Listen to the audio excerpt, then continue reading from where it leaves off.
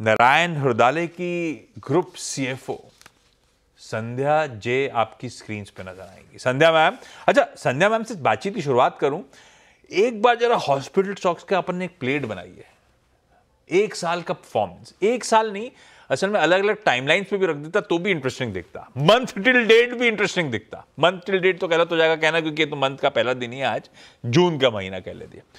ये देखिए एक साल के रिटर्न्स, एक साल में नारायण हृदयालय 75% चढ़ा है। और सिर्फ नारायण हृदयालय नहीं, सारा हॉस्पिटल पैक देखिए 21% से 75% के बीच मजबूती। ये सारे लिस्टेड हॉस्पिटल स्पेस गजब करा हुआ है। संध्या मैम, क्या रहा है? ये ऐसा हो रहा है कि बेड ऑक्यूपेंसी बढ़ रही है, ऐसा हो रहा है कि जो एवरेज रेवेन्यू पर ऑपरेटिंग बेड जो आप लोगों का होता है उसमें उफान मचा हुआ है। सेक्टर में क्या हो रहा है चलिए छोड़िए, नारायण हृदयालय में क्या हो रहा है? इन दोनों फ्रंट्स पे किस तरह का मूवमेंट नजर आ रहा है? कि आपके फेवर में जा रहा है सब कुछ? नमस्ते, मुझे यहाँ बुलाने के लिए आपका धन्यवाद। एक्चुअली शेयर प्राइस के बारे में तो हम बोल नहीं सकते क्योंकि वो काफ़ी मार्केट सेंटिमेंट डिटरमिन्ड है। बट अगर आप हेल्थ केयर सेक्टर के इम्पोर्टेंट पैरामीटर्स जो देखेंगे, एक तो एवरेज रेवेन्यू पर पेशेंट है, उसमें हमने डेफिनेटली इम्प्रूवमेंट देखा है। उसका रीज़न एक तो ये है कि हमारा पेयर मिक्स इम्प्रूव हुआ है, स्कीम्स थोड़े कम हुए हैं, इंश्योरेंस और कैश ज़्यादा हुए हैं एक, और दूसरा हमारा इंटरनेशनल पेशेंट का वॉल्यूम कम हुआ है, तो वो थोड़ा लोअर रियलाइजेशन था, उसका बेनिफिट भी आया है।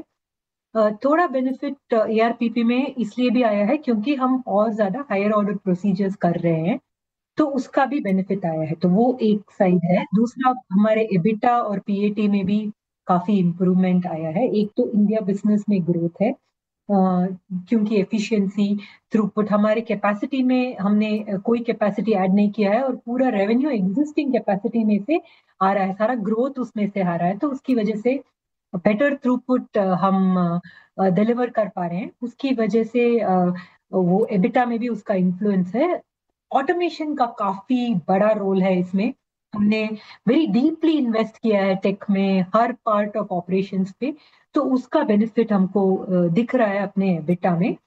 थर्डली हमारे केमन ऑपरेशंस, हमने नया हॉस्पिटल शुरू किया था, तो उसका ब्रेक इवन हो गया है और उसका उसका भी अच्छा रिजल्ट दिख रहा है, तो वो एक फैक्टर है। फाइनली अभी हम ऐसे सिचुएशन में हैं कि हम अपना नेक्स्ट 5 साल का प्रिडिक्शन बता पा रहे हैं, तो हमने फॉर्मली अपने नेक्स्ट 5 इयर्स का कैपेक्स आउटले भी बताया है और उसको कैसे फाइनेंस करेंगे वो भी मार्केट के साथ शेयर किया है, और फर्दर हम क्या क्या सोच रहे हैं ग्रोथ के बारे में वो भी शेयर किया है। तो ये सब बिजनेस के पैरामीटर्स हैं जो शायद मार्केट को पॉजिटिवली इन्फ्लुएंस कर रहा है। संध्या मैम, आपने बहुत चीजें टच अपॉन करी और मेरा आइडिया यही है कि शो के दौरान इन सब चीजों पे अपन थोड़ा सा डिटेल में बातचीत करें।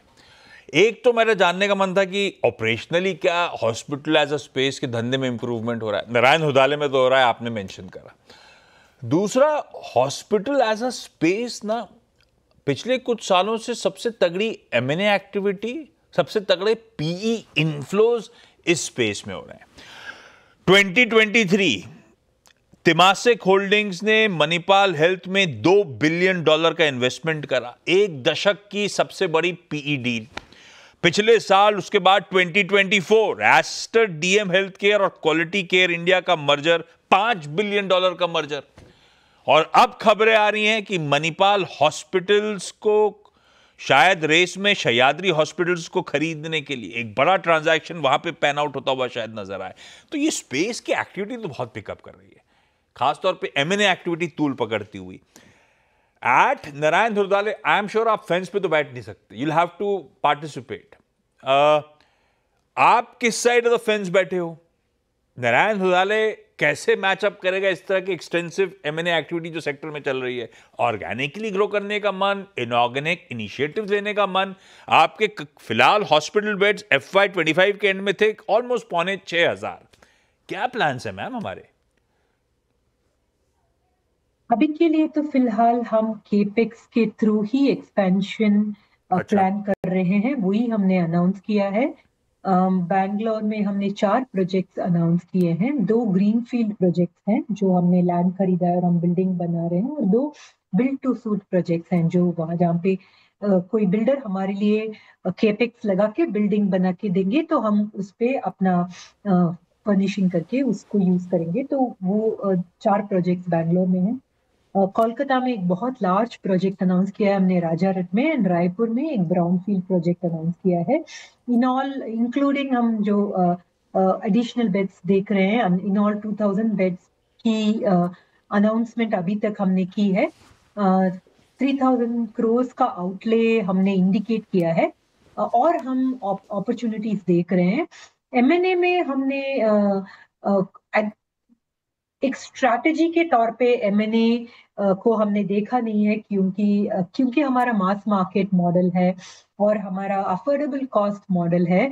अगर एक्विजिशन बहुत हाई प्राइस पे आता है तो हम फिर वो मास मार्केट एक्सपीरियंस और प्राइस पॉइंट कस्टमर्स को नहीं डिलीवर कर पाएंगे। इसलिए हम एक्सपेंसिव एमएनए नहीं कर सकते। इसलिए हमने बड़े एमएनए अभी ऐसा कुछ पाइपलाइन में हमने नहीं अनाउंस किया है इंडिया में। हाउएवर हम पीरियोडिकली देखते रहेंगे कि कोई अपॉर्चुनिटी है क्या, और कुछ अच्छा आएगा तो हम फिर देखेंगे। इंटरनेशनली हमने ऑलवेज बोला है कि हम अपॉर्चुनिटीज देख रहे हैं। जैसे हमने रिसेंटली बहामास में एक छोटा सा स्टेक लिया है एक हॉस्पिटल में। बट वो हमारा इंटेंट है कि इंटरनेशनल मार्केट में हम अपॉर्चुनिटीज अगर कुछ अच्छे आएंगे तो हम देखेंगे उस। Open to opportunities. अगला पहलू केमन आइलैंड्स। हमने एक बड़ा बेट लिया था मेडिकल टूरिज्म को टारगेट करने के लिए, अदरवाइज इंडिया सेंट्रिक ऑपरेशंस थे। केमन में जाके हॉस्पिटल खोला, बीच में उसमें बड़े इफ्स एंड बट्स थे, यूटिलाइजेशंस बहुत ठंडे थे। अब पिकअप हो रहे हैं। अब तो मेरे ख्याल से कुल रेवेन्यूज का 21% मैं देख रहा था। हाँ, FY25 रेवेन्यूज का 21% केमन आइलैंड से आने लगा, बाकी 79% इंडिया ऑपरेशंस हैं। केमन के Q4 में रेवेन्यूज वगैरह फाइनेंशियल्स इंप्रूव होना शुरू हुए हैं। क्या अपडेट है केमन आइलैंड्स के परफॉर्मेंस को लेकर मैम? और अब तो आपने चक लिया है इंटरनेशनल मार्केट्स, संध्या जे जी का, नारायण हुजाले का मन और एक्सपोजर इंटरनेशनल मार्केट्स में लेने का, मिडिल ईस्ट तरफ बढ़ने का क्या प्लान्स है हमारे? तो केमन इज अ स्मॉल कंट्री, तो जैसे इंडिया जैसे हम ग्रोथ और रेवेन्यू ग्रोथ और आरपॉप ग्रोथ जैसे देखते हैं, वैसा वो मार्केट नहीं देखना चाहिए। वो मार्केट को वेस्टर्न मार्केट की तरह देखना चाहिए। बट हम because of the quality of the service we are able to provide, and because of the expansion जो हमने रिसेंटली किया है, तो हमने केमन में गुड ग्रोथ देखा है। हम वी आर केमन हमारे लिए एक स्ट्रेटेजिक इन्वेस्टमेंट है, एंड हम केमन में बहुत फोकस्ड हैं in terms of capability building, providing the departments and the service lines that are required to cater to the market, and हमने उसी पे काम किया है। कैरिबियन में हमारा इंटरेस्ट है। हम कैरिबियन में अपॉर्चुनिटीज देख रहे हैं। अगर हमें कोई अच्छे से अपॉर्चुनिटीज दिखे कैरिबियन में तो हम उनको कंसिडर करेंगे। एक पहलू आपने टच करा था अपने ओपनिंग कमेंट्स में, टेक्नोलॉजी, रोबोटिक्स का। इनफैक्ट अब आपके रिजल्ट रिलीज वगैरह आप उस पर तवज्जो देती है, एक अलग से पैराग्राफ मेंशन करते हो आपकी कितना टेक्नोलॉजी का तड़का आपने ऐड कर लिया है। लास्ट क्वार्टर जब रिजल्ट्स आए तो इन्होंने मेंशन करा था 1200 plus robot assisted surgical procedures हमने FY25 में करे, 332 रोबोटिक कार्डियक सर्जरीज करी, 380 प्लस रोबोटिक प्रोसीजर्स करे। और संध्या मैम, ये आप नहीं, खैर ये पूरी इंडस्ट्री वाइड सारे ऑर्गेनाइज प्लेयर्स अब धीरे धीरे उस तरफ बढ़ रहे हैं। इसके डायनामिक्स क्या है? एक तो robotics as a percentage of revenues या टेक्नोलॉजी जो जिसकी आप अलग से मेंशन करते हो, या as a percentage of revenues कहां खड़ा है, और क्या इसमें बेहतर मार्जिन प्रोफाइल है? क्यों आप लोग इस तरफ ज्यादा तवज्जो दे रहे हो? क्या फायदा हो रहा है? धीरे धीरे actually robotics as a field is taking more importance. अगर आप देखेंगे तो जितना वक्त लगता है डिस्चार्ज होने में या फिर रिकवरी में, रोबोटिक्स प्रोसीजर का आउटकम रेगुलर प्रोसीजर से कुछ कुछ टाइप ऑफ प्रोसीजर्स जिसमें रोबोटिक करते हैं उसमें बेहतर है। सो कस्टमर्स इसका वैल्यू अभी समझने लग गए हैं, और जब हम एक्सप्लेन करते हैं कस्टमर्स को कि ये बेनिफिट है रोबोटिक्स का, तो फिर हम उनको ये ऑप्ट करते हुए देख रहे हैं। मोस्ट ऑफ हमारे की हॉस्पिटल्स में रोबोटिक कैपेबिलिटीज इक्विप्ड है। हमारी डॉक्टर्स रोबोटिक कैपेबिलिटी में ट्रेन्ड है। Understanding of the market to adopt robotic उसका एक जर्नी है, और जैसे सबकी तरह हम भी उसी जर्नी में हैं। Also insurance is warming up to robotics slowly, तो उसकी वजह से सब इंश्योरेंस कंपनीज ने रोबोटिक प्रोसीजर्स अप्रूव नहीं किए हैं, तो उसका भी एक छोटा सा बैरियर है जो धीरे धीरे ओवरकम हो रहा है।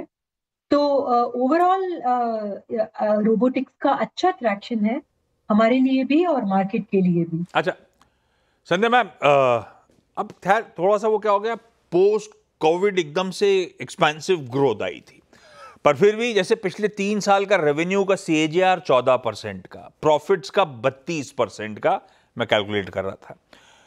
अब वो कोविड टाइम्स के बाद की ग्रोथ ट्रेजेक्टरी अपनी जगह, ये जो ग्रोथ मोमेंटम हमने पिक करा है, ये क्या सस्टेनेबल है या realistic growth projections, back of the envelope calculations आप लोग के कहते क्या है, यहां से किस तरह की ट्रेजेक्टरी होगी?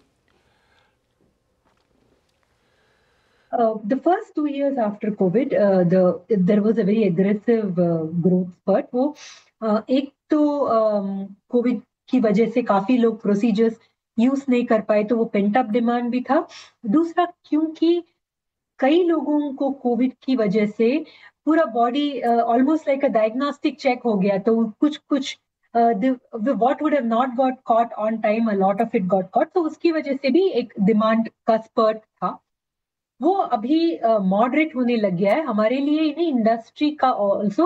अगर आप देखेंगे पिछले 4 क्वार्टर से एक मॉडरेटेड ग्रोथ ही हम देख रहे हैं हमारे लिए स्पेसिफिकली, क्योंकि हमने कोई कैपेसिटी एडिशन नहीं किया है और हमारा सारा capacity green field in nature है, and most of it is coming up FY 28-29। उसकी वजह से तब तक आप जो ग्रोथ देखेंगे वो ऑर्गेनिक ग्रोथ ही है। तो जो ऑर्गेनिक ग्रोथ आप इंडस्ट्री में देखेंगे, हम उसी ट्रेंड से ग्रोथ एक्सपेक्ट कर रहे हैं।